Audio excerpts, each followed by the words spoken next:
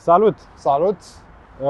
Pentru unii sezonul pare că s-a terminat, nu și pentru noi, pentru că azi am luat la test ceva foarte special.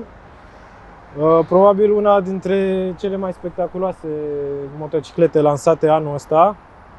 A fost lansată chiar în pandemie. Știu că puteai să mergi să o vezi doar la o vilă privată în România. Nu puteai să ieși cu ea pe stradă că n-aveai voie. În următorul material vom încerca să răspundem la cât mai multe curiozități pe care le aveți și mai ales la lucrurile pe care nu puteți să le vedeți în poze sau în filme. Cum se simte, cum vibrează motorul, căldură, poziția pe șa, chestii de genul ăsta. Așa că hai la treabă!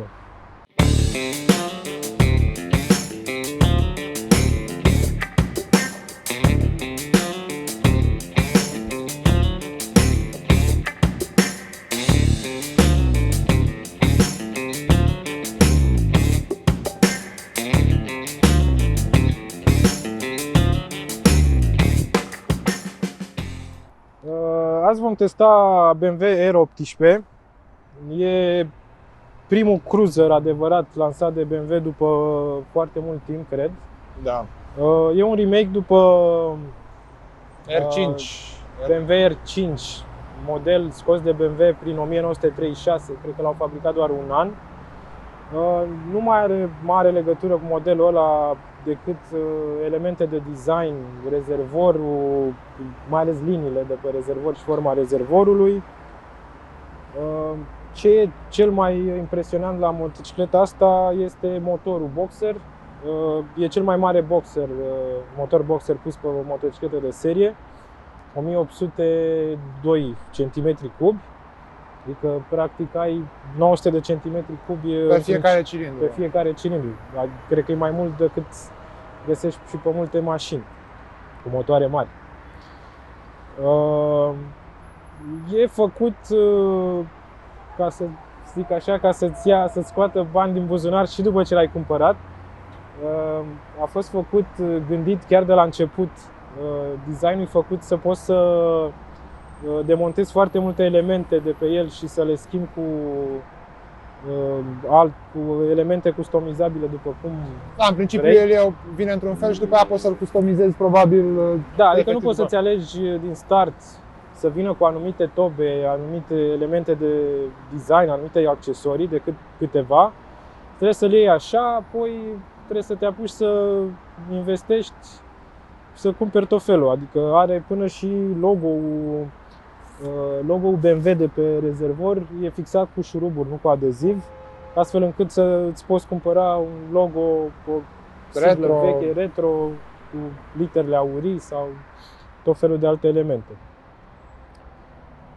Motorul, ce e interesant, puterea nu e foarte mare, are 91 de cai putere. Puterea e total nerelevantă, în schimb. Da, oricum la modele genul ăsta nu știu cât se uită cu neapărat. 160 de Nm. Da, are 158 de Nm la vreo 3000 de ture. Și ce e interesant e că își păstrează cuplul ridicat peste 150 de cm3 între 2000 și 4000 de ture. Astfel că se simte în mers, cum ziceai și tu, ca o locomotivă. Deci, noi avem de o oră, ceva de genul ăsta. Da. Mie îmi plăcea cum arată, vroiam să o văd, o văzusem, dar nu mersesem. Nu pot spune decât că pe cât de mult îmi place cum arată, pe atât de mult îmi place cum merge. Nu știu dacă mi-aș dori-o acum, dar pur și simplu e o experiență care merită încercată. Ce e diferit față de alte cruisere,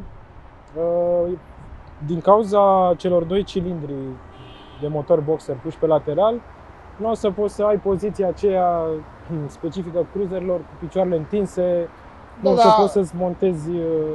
Dar în mers e ok, adică la 1,96 m sau cât am, da, nu e poziția de cruiser, dar e o poziție confortabilă, nu m-a deranjat. E un pic ciudat în primul moment, după care te obișnuiești, adică nu e... Trebuie văzut la drum lung, din păcate nu cred că o să avem deocamdată ocazia să o testăm pe distanțe foarte lungi. Să vezi. Oricum e un cruiser, te bate vântul, n-ai parbriz. Nu, mă refer la confort, cât de mult... Cred că n-ai o problemă să mergi o oră pe el. Ok, cum vă spuneam, din punct de vedere customizare, posibilitățile sunt extrem de multe. Poți să transformi și în bobber, parcă poți să-i dai jos aripa. Da, poți să dai jos aripa, cred că poți să renunți la scaunul pasagerului. Da, îi pui o șa mai mică, poți să-i pui parbriz mare, poți să-i schimbi ghidonul. Bun, ar fi de menționat că acum 2 săptămâni, o lună, a apărut și varianta Aero 18 Classic, Da, care e oarecum gândind mai spre cruising, are parbriz, coburi, parbriz, proiectoare. altă evacuare, da. Da. Tu aici, mă. Iar un lucru diferit față de alte motociclete BMW, au lucrat foarte mult cu producători specializați în elemente de design sau în accesorii de motociclete. Șaua e făcută cu, dacă nu mă înșel, Mustang Seating și poți să-ți comanzi șa făcută manual, cusută manual, din piele, tot felul de... Evacuările iară sunt lucrate cu, nu sunt făcute de BMW, sunt făcute de altă firmă, Vance & Hines. Iar un element interesant de design, puntea spate dă impresia că n-ai suspensie, dă impresia de punte rigidă. Dacă te uiți atent, e un amortizor ascuns. Ai un amortizor care e foarte ok și face treaba. Da. În mers, primul lucru care te impresionează e când o pornești. Până la mers, până pornitul e spectaculos. Da, pentru că îți dă un șoc în stânga, nu știu că se duce. În stânga se duce, da. Da, și deci la pornire e cel mai mare șocul, se mișcă. Apoi la fiecare accelerație din nou vibrează destul Mie de îmi mult. place, îi dă un Da, caracter. Acum s-ar putea să fie cârcotași care să spună că nu e neapărat Cred că ok, asta e dar farmecul unui cruiser.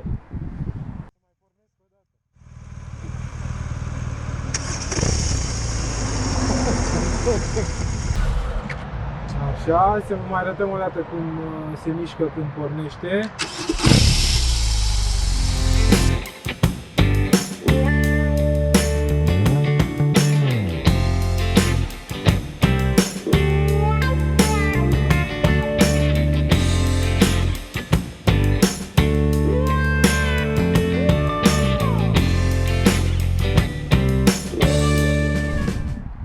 Acum e destul de frig afară, nu știu vara câtă căldură dau cilindrii ăștia.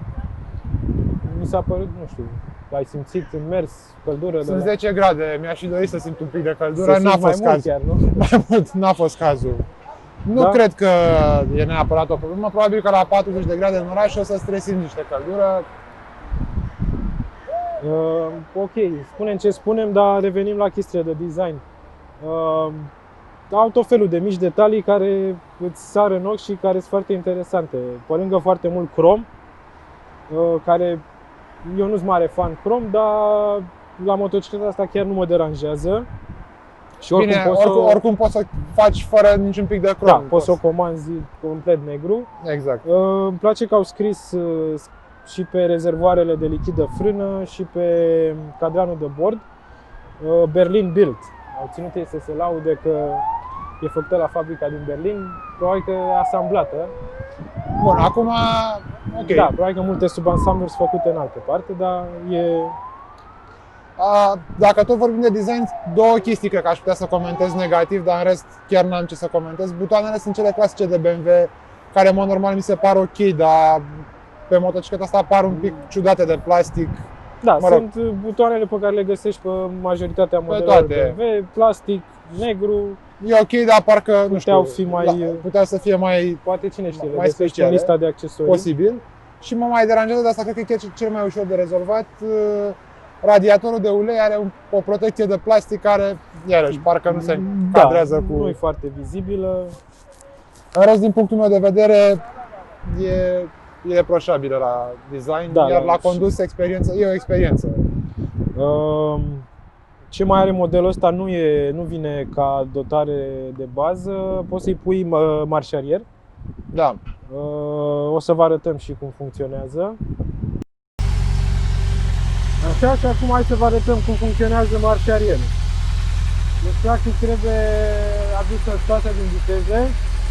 Are aici pe stânga o clapetă care trebuie dată în jos. Ar trebui să apară pe bord un R la reverse. Și acum din butonul de park apeși pe el.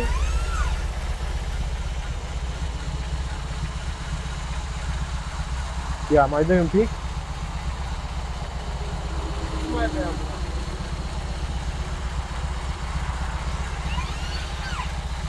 Da, și practic marșarierul e din electromotor.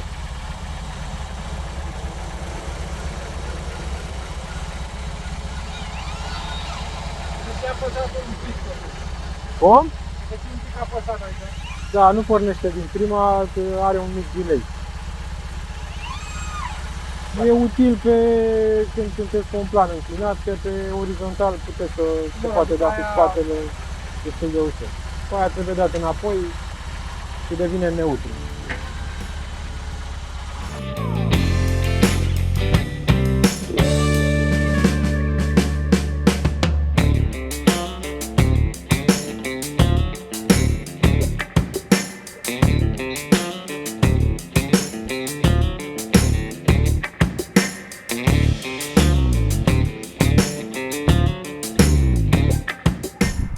Ok. Mai are o priză, da, asta mă rog, nici nu e foarte relevant, are o priză de brichetă undeva în zona asta.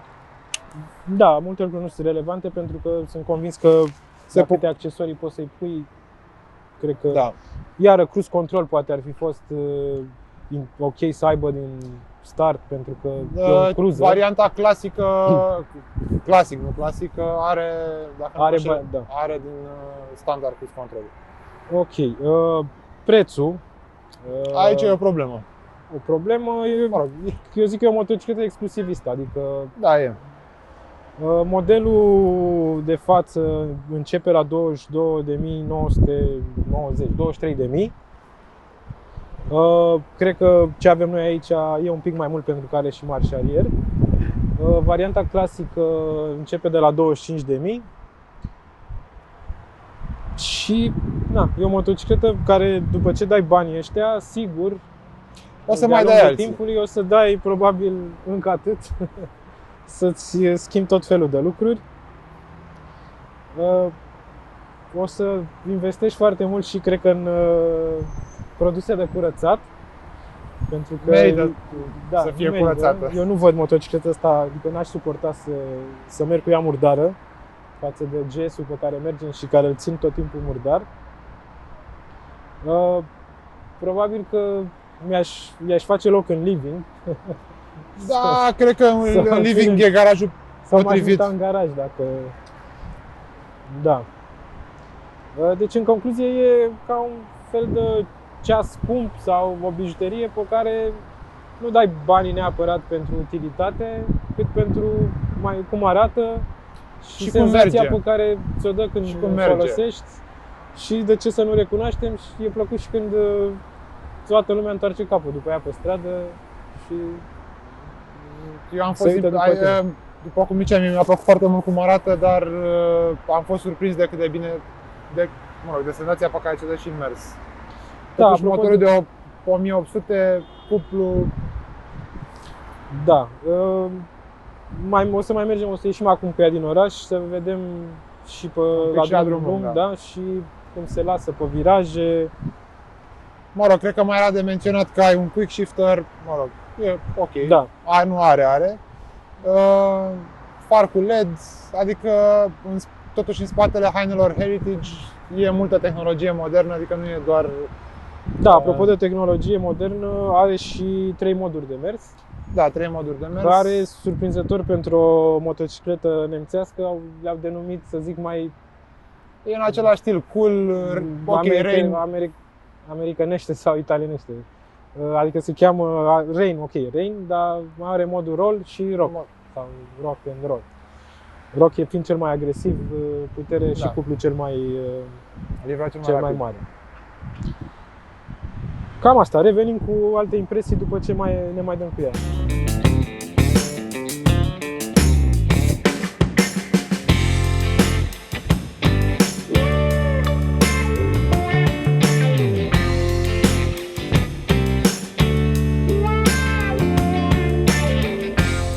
ratam, am mers și ceva kilometri la drum lung, cât spre o oră așa.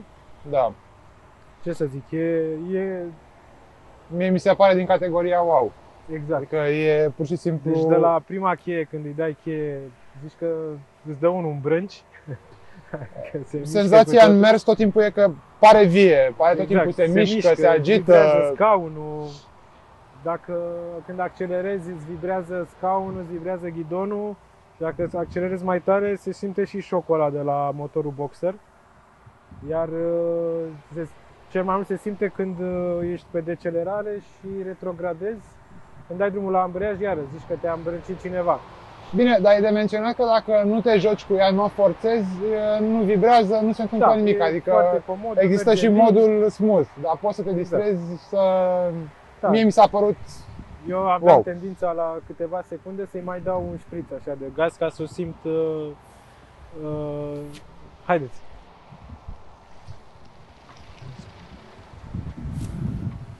Așa. Eu aveam tendința de 5 în 5 secunde să-i mai dau un șpriț ca să simt șocul ăla, să o simt cum trăiește, cum spui tu. Da, nu, îți vine să te joci, e wow. Adică, Da, e nu știu, ceva nu, e special. Adică, din ce am mers până acum, ca senzație a cum se simte motorul, adică motorul efectiv în motocicleta, e cea mai tare experiență. Adică, Da. clar, nu o să mergi cu ea. ce ar trebui să fie clar este că toate poveștile astea poți să le faci doar dacă vrei să te distrezi, că altfel motocicleta poate să meargă foarte liniștit și foarte Da, lin, adică nu e o... accelerează destul de bine, îți dă senzații tari când accelerezi, dar are ăsta, Se simte, nu știu, asta Al mi se, ei. mi se pare că pur și simplu aparcare viața ei și da. comunică cu tine în diverse forme. Nu știu, mi s-a părut... Altfel la drum mi se pare comodă, nu știu, sper să o mai luăm în primăvară sau în vară. Da, din La păcate drum nu am mers lung. foarte mult, dar pare destul de comodă. Dacă îți iei niște pantaloni rezistenți la temperatură înaltă, poți să compensezi și lipsa, adică poți să spui Da, n-aș, picioarele pe cilindri.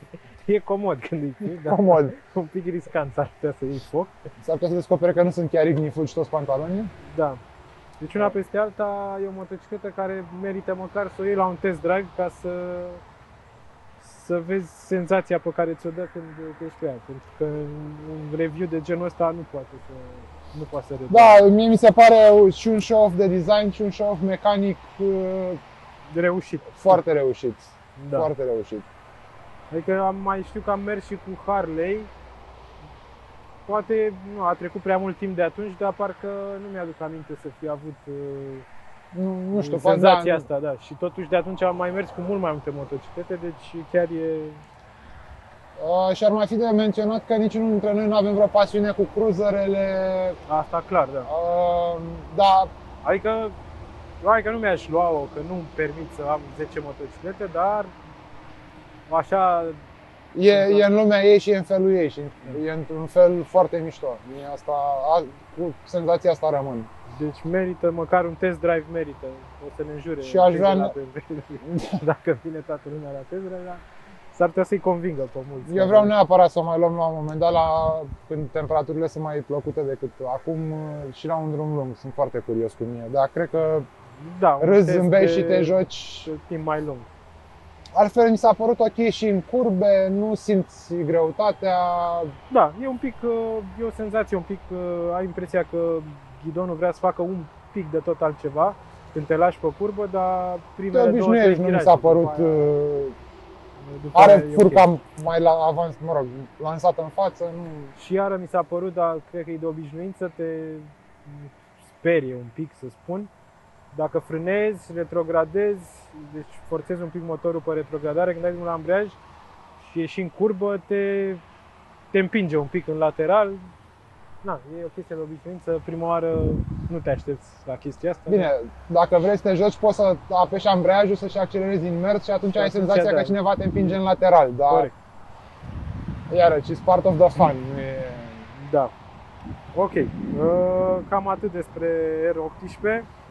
Le mulțumim celor de la importatorului BMW Motorrad că ne-a pus la dispoziție. Și se pare că sezonul ăsta pentru noi nu o să se încheie prea curând. Da, urmează alte motociclete Dacă BMW nu la vine test. zăpada, o să ne tot vedeți cu alte motociclete. Până atunci, nu uitați să dați subscribe și like, Și dacă follow, aveți întrebări sau comentarii, lăsați-le în comentarii.